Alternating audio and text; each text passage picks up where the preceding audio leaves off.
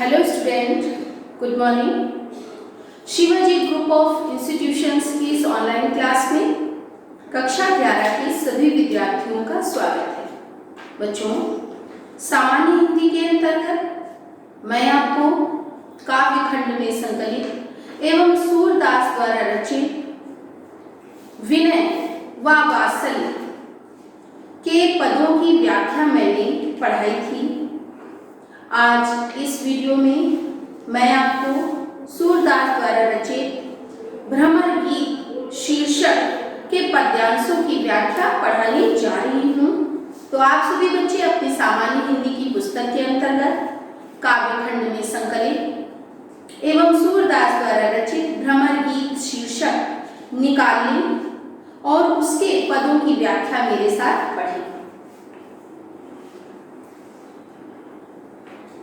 तो आते हैं बच्चों पेज संख्या 139 पर 139 पद संख्या है 4।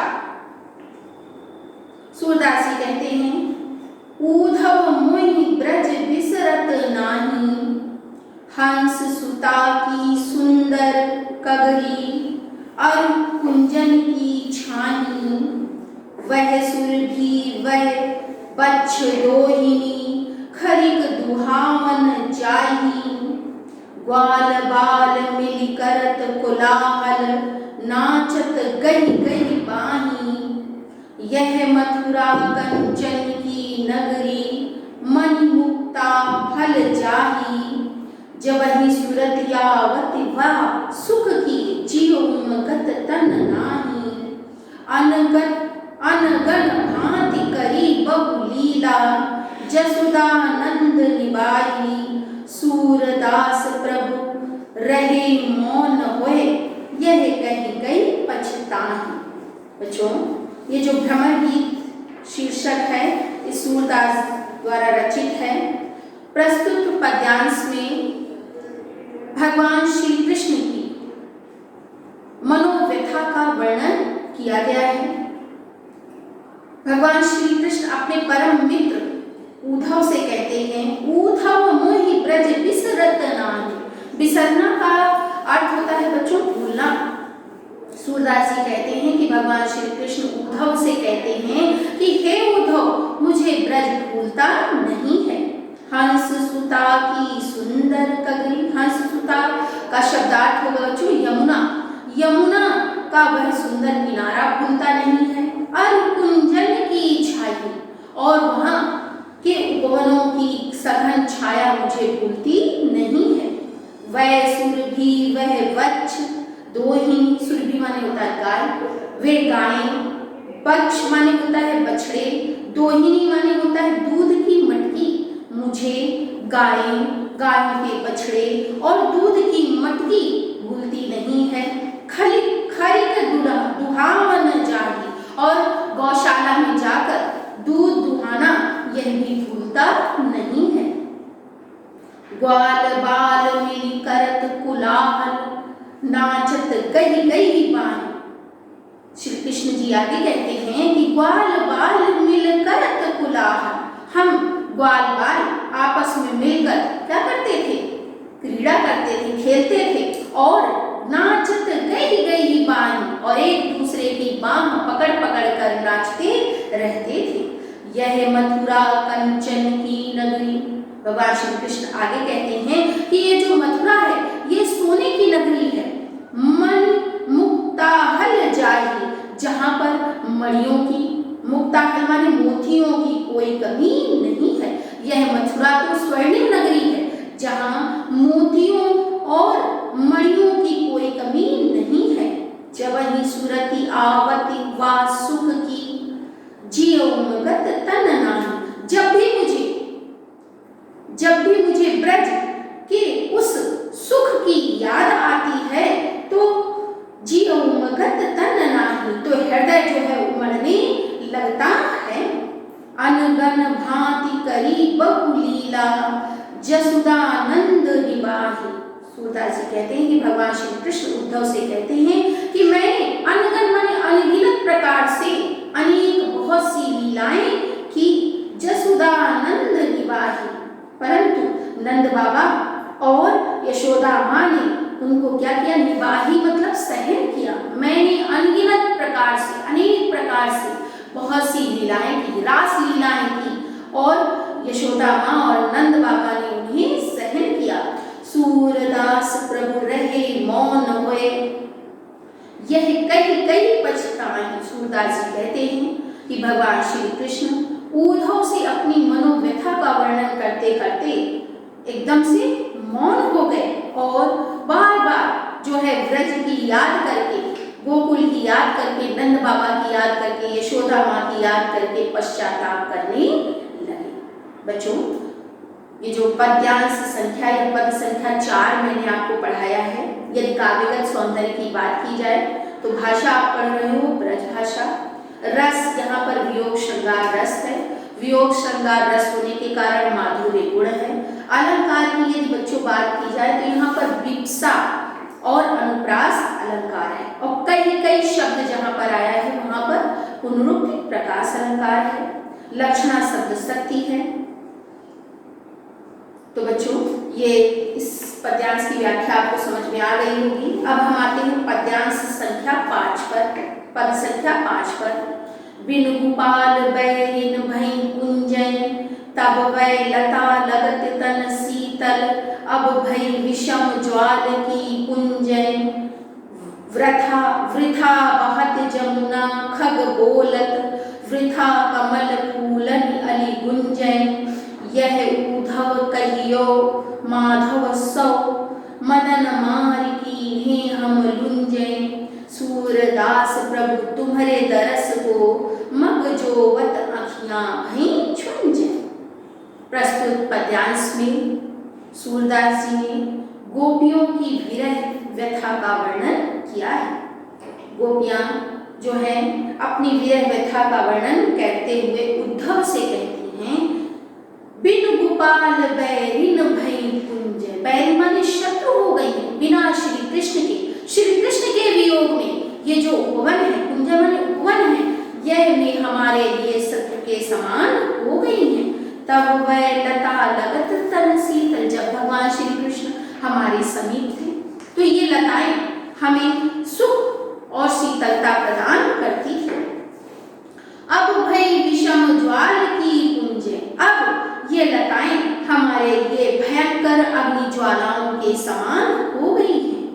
वृथा बहती जमुना खग बोलत, भगवान श्री कृष्ण के वियोग के कारण ऐसा लगता है जैसे, वृथा मतलब होता है व्यर्थ में, बहती माने बहती है, जमुना माने यमुना नदी, यमुना नदी व्यर्थ में बहती है। खग बोलत, व्यर्थ में पक्षी कलरव करते हैं या बोलते हैं।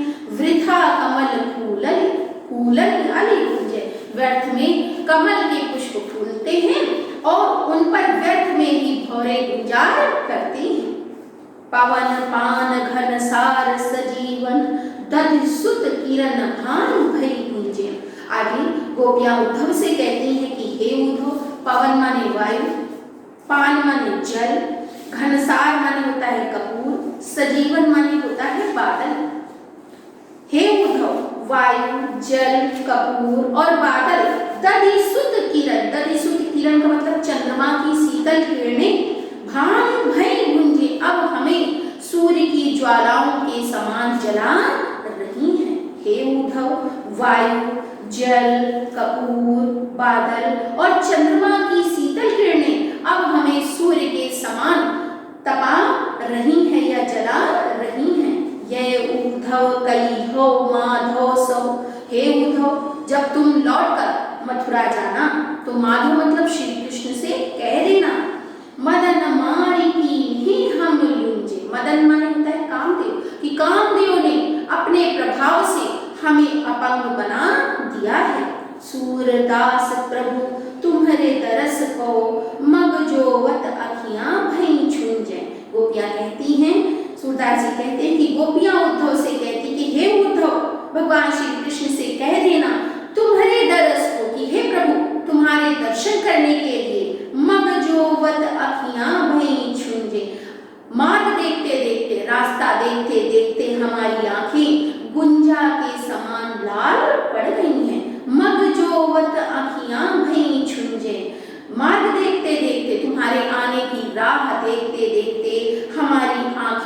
पूजा के समान लाल पड़ गई हैं। तो बच्चों, मुझे आशा है कि पद संख्या 5 भी आपको समझ में आ गया होगा।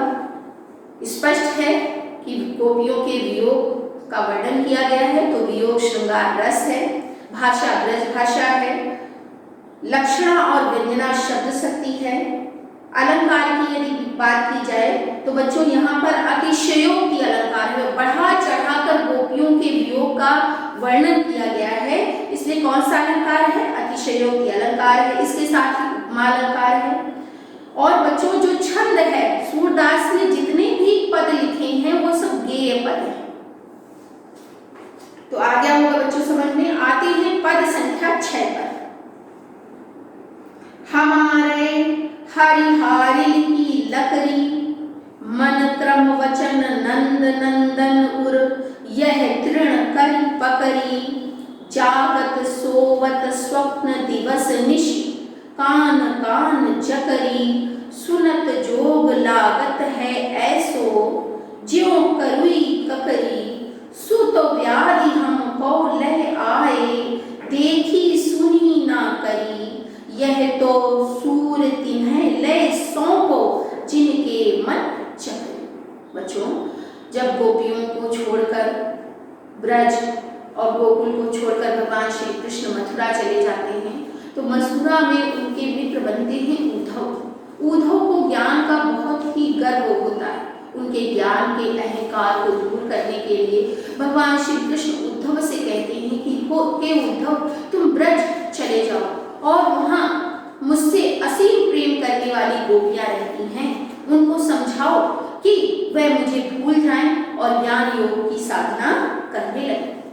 उद्धव ब्रज आते हैं, तरह तरह के तर्क देकर गोपियों को समझाते हैं, परंतु गोपियां ऐसे ऐसे तर्क प्रस्तुत करती हैं कि उनका प्रति उत्तर देती हैं ऐसे ऐसे तर्कों से कि उद्धव जो हो जाते हैं।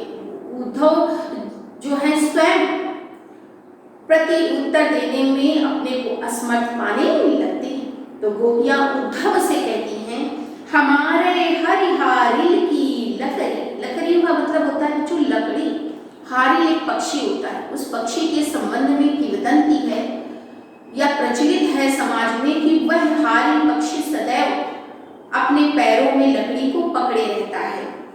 तो गोपियां यहाँ अपनी तुलना हारिल पक्षी की लकड़ी के समान कर रही हैं या हारिल पक्षी से कर रही हैं।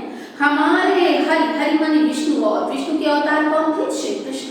गोपियां उद्धव से कहती हैं कि हे उद्धव, हमारे श्री कृष्ण तो हमारे लिए हारिल पक्षी की लकड़ी के समान है।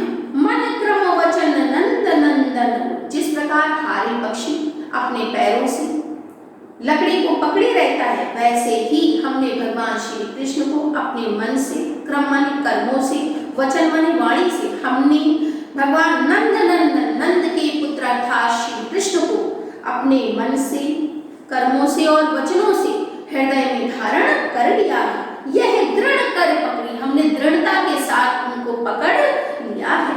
जागत सोवत स्वप्न दिवस, गोपियां कहती हैं कि जागते हुए, सोते हुए, स्वप्न में और रात और दिन, कान कान जगत, हम भगवान श्री कृष्ण का ही स्मरण करते रहते हैं, यानी कान्हा कान्हा ही पुकारते रहते हैं। सुनत जोग लागत है ऐसो, हे उद्धव, ये जो ज्ञान योग की बातें तुम हमसे कर रहे हो वो हमको ऐसा लगता है ज्यों कड़वी ककड़ी, जैसे कोई कड़वी ककड़ी हो।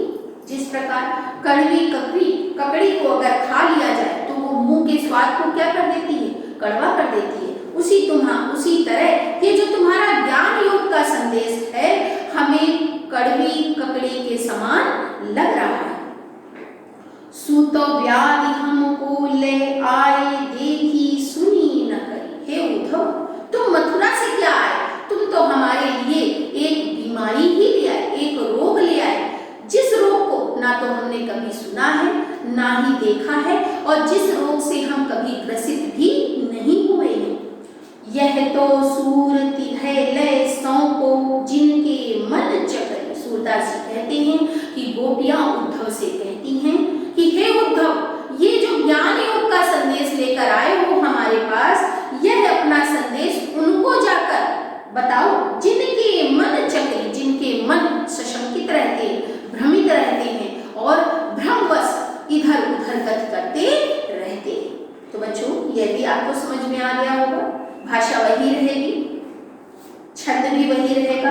अलंकार बदल जाएगा। अलंकार प्रस्तुत पद में उपमा है और अनुप्रास है। बच्चों इसके साथ ही आते हैं हम पद संख्या 7 पर। चलिए देखिए, ऊधव जोग जोग हम नाहि। बच्चों इस पद्यांश की जो पहली पंक्ति है वह यमक अलंकार का सबसे सुंदर उदाहरण है। ऊधव जोग जोग हम नाहि, अबला सार ज्ञान कह जाने, कैसे ध्यान धराहि। तेई मूनन नैनन कहत हो, हरि मूरत जिन माहि। ऐसी कथा कपट की मधुकर, हम तय सुनी न जाहि। श्रवण चीर सिर जटा बंधाओ, यह दुख कौन समाहि। चंदन तज अंग भस्म बतावत, विरह अनल अति दाही। जोगी भ्रमरत जाहि लगी भूले, सो तो है अपमाही। सूर श्याम तय न्यारी न पल छिन, जो घट तय परछाई। प्रस्तुत पद्यांश में गोपियां जो हैं वो उद्धव से योग साधना की कठिनाइयों का वर्णन करते हुए कह रही हैं। प्रस्तुत पद्यांश में किस बात का वर्णन किया गया है? प्रस्तुत पद्यांश में योग साधना की कठिनाइयों का वर्णन किया गया है और योग साधना की कठिनाइयों का वर्णन करते हुए गोपियां उद्धव से कहती हैं कि हे उद्धव, ऊधव जोग जोग हम नाहि। जोग माने होता है ज्ञान योग और जोग का एक अर्थ क्या लेंगे? योग। हे उद्धव, हम तुम्हारे ज्ञान योग की साधना के योग्य नहीं हैं। अबला सार ज्ञान कह जाने, हम तो अबला स्त्रियां हैं, हमारी बुद्धि नहीं है, हम तुम्हारे ज्ञान योग के सार को क्या जाने, कैसे ध्यान धराएं। और जब हम तुम्हारे ज्ञान योग के सार को ही नहीं समझती तो हम ज्ञान योग को कैसे धारण करेंगी। तेई मूनन नैनन कहत हो, हरि मूरत जिन माहि। हे उद्धव, तुम हमसे उन नेत्रों को बंद करने की बात कहते हो जिनमें भगवान श्री कृष्ण की छवि समा गई है, जिनमें भगवान श्री कृष्ण की छवि समाई हुई है। ऐसी कथा कपट की मधुकर, हम ते सुने ही न जाए। उद्धव से गोपियां आगे कहती हैं कि हे उद्धव, जो ये भगवान श्री कृष्ण के संबंध में तुम हमसे कपटपूर्ण बातें कर रहे हो, हम ते सुनी न जाए। ये हमसे सुनी नहीं जाती। श्रवण चीर सिर जटा बंधाओ, ये दुख कौन समाए। तो हमसे कहते हो कि हम ज्ञान योग की साधना के अंतर्गत योगियों की भांति अपने कानों को चीर कर कुंडल को धारण करने और सिर पर बालों का जूड़ा बना ले, ये दुख कौन समाए। ये दुख हमसे सहा नहीं जाएगा। यह जो ज्ञान योग की साधना है यह हमारे लिए अत्यंत ही कष्टकारी है। चंदन तज अंग भस्म बतावत, विरह अनल अति दाही। हे उद्धव, जबकि तुम्हें ज्ञात है कि हम भगवान श्री कृष्ण के विरह की अग्नि में जल रहे हैं, फिर भी तुम हमसे कहते हो कि हम भगवान श्री कृष्ण की भक्ति रूपी चंदन को त्याग कर योग साधना के अंतर्गत भस्म को अपने अंगों में रमाने लगे। जोगी भ्रमरत जाहि लगी भूले, सो तो है अपमाही। तुम हमसे कहते हो कि योगी लोग जिसको खोज खोज कर प्राप्त नहीं कर सकते वो है हमारे शरीर के अंदर ही समाया हुआ है। सूर श्याम तय न्यारी न पल छिन, ज्यों घट तय परछाई। सूरदास कहते हैं कि गोपियां उद्धव से कहती हैं कि हे उद्धव, एक पल और एक क्षण के लिए भी भगवान श्री कृष्ण हमसे उसी प्रकार अलग नहीं होते जिस प्रकार शरीर से छाया या परछाई दूर नहीं होती है। तो बच्चों, ये जो पद्यांश संख्या 7 पढ़ाया है मैंने, इसकी भी व्याख्या आपकी समझ में आ गई होगी। अब हम आते हैं बच्चों पेज नंबर 142 पर। देखिए, दिया हुआ है पद्यांश पर आधारित प्रश्नोत्तर। इसके अंतर्गत बच्चों पद्यांश संख्या खा पर आइए। बिन गोपाल बैरिन भई तब वह लता लगति तन शीतल, अब भई विषम ज्वाल की कुंजें। मिला बच्चों? इस पद्यांश पर आधारित पहला प्रश्न दिया हुआ है। पद्यांश की रचना एवं रचनाकार का नाम लिखिए, तो आप उत्तर कर लेंगे। दूसरा प्रश्न है रेखांकित अंश की व्याख्या कीजिए। रेखांकित अंश क्या है बच्चों? बिन भूपाल बैरिन भई कुंजें, तब वह लता लगति तन शीतल, अब भई विषम ज्वाल की कुंजें। इस अंश की आपको व्याख्या करनी है। पद्यांश पर आधारित तीसरा प्रश्न है बच्चों, श्री कृष्ण की उपस्थिति में लताएं कैसी लगती थी और वे अब कैसी प्रतीत हो रही हैं? इसका भी उत्तर आप कर लेंगे। पद्यांश पर आधारित चौथा प्रश्न है बच्चों, गोपियों को क्या देखकर दुख होता है? अगला प्रश्न पांचवा है, विरह की स्थिति में गोपियों के लिए क्या दाहक बन गया है? तो बच्चों आज मैं HW के अंतर्गत आपको इस पद्यांश पर आधारित जो प्रश्न हैं उनके उत्तर लिखने के लिए दे रही हूँ। तो यह कार्य आपको अपनी HW की कॉपी में करना है। आज के लिए बच्चों इतना ही पर्याप्त है। इस शीर्षक को मैं अपने अगले वीडियो में भी जारी रखूंगी। Have a nice day.